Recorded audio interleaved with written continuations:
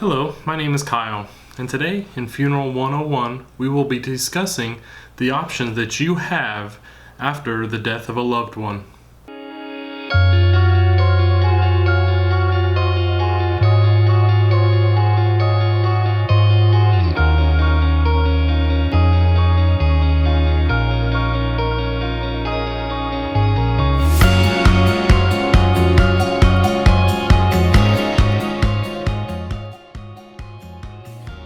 Again, my name is Kyle, and we'll be discussing today the options that you have after a loved one has passed away.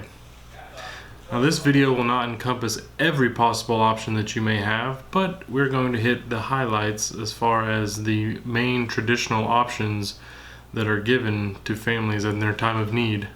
It's important to know every option that you have in almost any situation. It just helps you be better prepared for when that time comes. First, let's go ahead and address the elephant in the room. Eventually, everyone will die. In a picture-perfect world, it'll be at the old age of 99, surrounded by your loved ones in the comfort of your home. But let's be honest, nothing goes as planned. After someone dies, but hopefully before, a decision must be made on the method of disposition, or what is the final thing to be done with the deceased, is best suited for that particular individual. The choice of disposition may be made using several factors: religion, culture, financial status, or just preference of the individual. The two most commonly thought of modes of disposition today are burial or entombment and cremation. Although cremation isn't technically a final means of disposition, but we'll discuss that a little later. First, let's look at the most traditional means of disposition, which is burial or entombment. When someone chooses burial, the choices need to be made as to what, if any, types of services will be held. In a direct burial, the person is typically removed from their place of death and then buried in a cemetery with the proper enclosures. No services are held, and the family may or may not be present. The option is also available to have a graveside service, whether it be a religious-based, military rites, or the family and friends just meet at the cemetery where the casket is rarely open and the services are conducted at the place of burial. Becoming more and more popular is the one-day traditional service. In this type of service, a visitation or viewing is held most commonly a few hours before the funeral service takes place. This can take place in a funeral home, a church, or even at a cemetery chapel if one is available. After the service concludes, if not already at the cemetery, friends and family can, but don't have to, follow the funeral hearse in procession to the cemetery for the burial or entombment. Last but not least, we have the traditional 2-day service. In this type of service, visitation or viewing would take place the day or evening prior to the service the next day.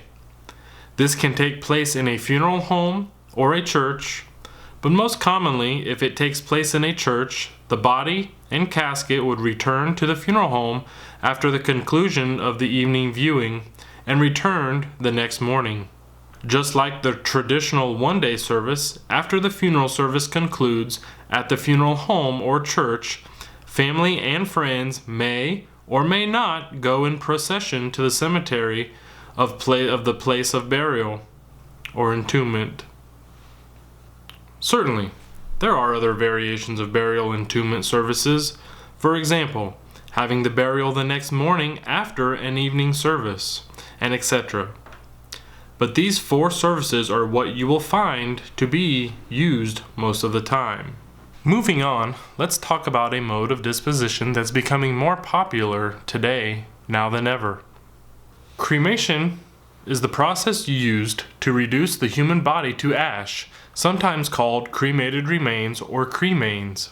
This process uses fire. Let's take a look at the type of services available to someone who has chosen cremation as their mode of disposition. First, we have direct cremation. Direct cremation is very similar to direct burial, in the sense that after a person dies, they are removed from their place of death and then cremated after all necessary paperwork is filed. They are then returned to their family. No service is held, and no burial or placing of an urn in a columbarium takes place. A memorial service. After a cremation takes place, a family may choose to have a memorial service or visitation in honor of the deceased. During these ceremonies, there is no physical body of the deceased present. However, it's common for the urn containing the cremated remains of the individual to be present or on display. Traditional 1-day or 2-day services. Similar to the 1-day and 2-day traditional services we spoke about earlier with burial, the same can be done with cremation as well. However, instead of leaving the place of service and going in procession to the cemetery, the service simply concludes where it began. The body is then taken to be cremated instead of being buried or entombed. As I mentioned earlier, being cremated technically isn't a final mode of disposition. In order for that to be completed, the cremains must either be buried or placed in a niche to fulfill the requirements of being disposed of. However, there is no law saying that this has to be done.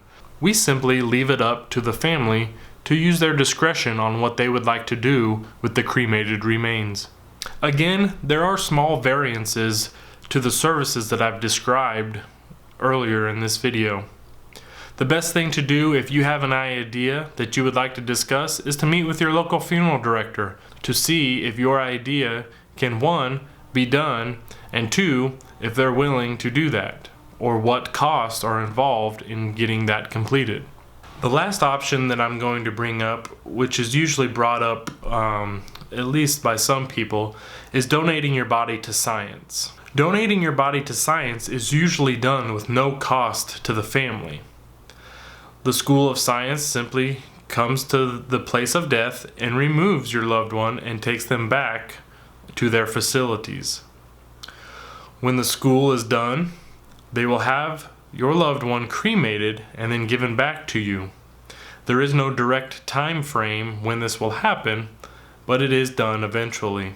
The only warning I would suggest as far as donating your body to science is sometimes they have strict guidelines regarding a person's height, weight, their manner of death, or simply if they have room to have your body donated to science. It's usually a great idea to have a backup plan in case donating your body to science doesn't work. As I mentioned, there are other modes of disposition, such as alkaline hydrolysis or even burial at sea. But this will be covered in later videos.